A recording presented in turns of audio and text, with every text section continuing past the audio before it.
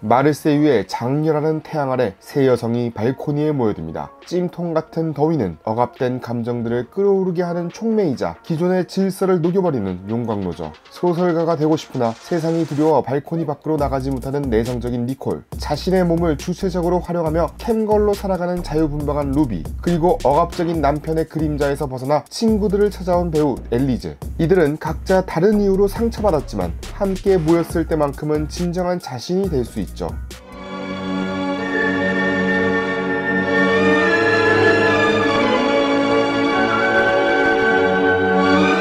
발코니의 여자들은 이들이 맞은편 아파트에 사는 매력적인 사진작가 마냐니를 관찰하는 것으로 시작합니다. 니콜의 짝사랑 상대이기도 한 그는 어느 날 새 여성을 자신의 집으로 초대하죠. 하지만 술과 음악이 흐르는 파티의 끝에서 참혹한 현실이 드러나는데요. 마냐니가 루비를 성폭행하려 하고 이를 막으려던 과정에서 그는 죽음에 이릅니다. 순식간에 새 여성은 시체를 처리하고 범죄 현장을 정리해야 하는 상황에 놓이는데요. 이때부터 영화는 완전히 다른 얼굴을 드러내죠. 달콤함은 사라지고 서스펜스와 호러, 그리고 초현실적 판타지가 뒤섞인 장르의 경계선에서 춤추기 시작합니다. 죽은 마냐니는 유령이 되어 니콜을 괴롭히죠. 이 유령의 출현은 여성들이 일상에서 마주하는 남성들의 시선과 폭력이 얼마나 끈질기고 지속적인지를 상징합니다. 현실에서 죽어도 사라지지 않는 가부장제의 그림자, 피해자를 괴롭히며 자기 잘못을 인정하지 않는 가해자들의 모습이 바로 이 유령의 정체죠. 니콜만이 이 유령을 볼 수 있다는 설정도 의미심장한데요. 작가인 니콜은 언어로 세상을 재구성하려는 사람이죠. 그래서 니콜에게만 보이는 유령은 아직 언어화되지 못한 트라우마, 아직 이야기되지 못한 진실들을 의미합니다.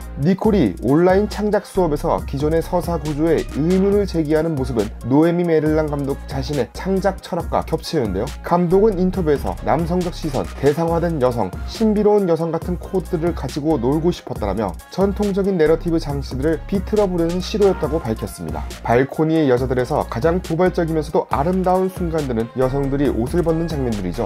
루비가 상의를 벗고 발코니에 나가는 것은 사회적 규범에 대한 선언입니다. 그냥 가슴인데 뭐, 그냥 가슴이요라는 루비의 대사는 여성의 몸을 성적 대상으로만 바라보는 시선에 대한 직격탄이죠. 영화의 후반부 엘리즈가 셔츠를 열어젖힌 채 대낮의 거리를 당당하게 걷는 모습은 가장 강렬한 해방의 이미지인데요. 그 순간 엘리즈는 마침내 숨을 쉴 수 있게 됩니다.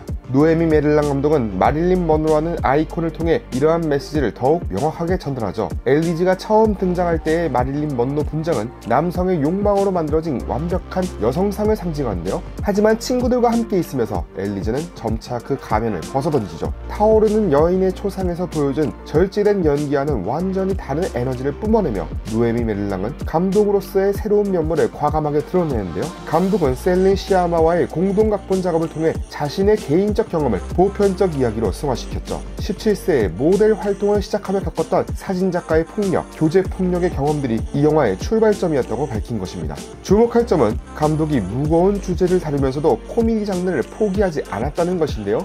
무거운 주제를 다루는 데에는 코미디 장르가 가장 좋은 방법이라 생각한다는 감독의 말처럼 웃음은 이 영화에서 방어 기제이자 거리를 두는 전략으로 작동하죠. 시체를 처리하는 과정에서도 세 여성이 보여주는 유쾌함은 현실에서 경험할 수 없는 복수의 판타지를 관객들에게 선사합니다.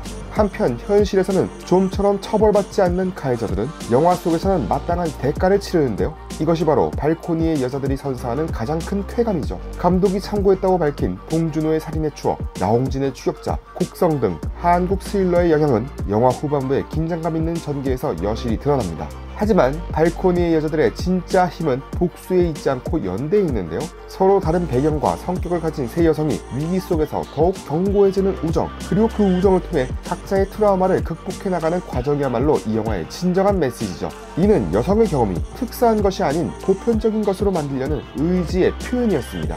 영화의 마지막, 세 여성이 함께 자유를 향한 여정을 시작하는 모습은 희망적인데요. 그들은 더 이상 발코니에 갇혀 세상을 훔쳐보는 존재가 아니었죠. 당당하게 세상 밖으로 나가 자신들만의 이야기를 써나가는 주체가 되었습니다. 그 여정의 끝에서 우리가 만나게 될 새로운 서사는 어떤 모습일까요? 아마도 그것은 기존의 영화 문법으로는 담아낼 수 없는 완전히 새로운 언어로 쓰여진 이야기일 것입니다.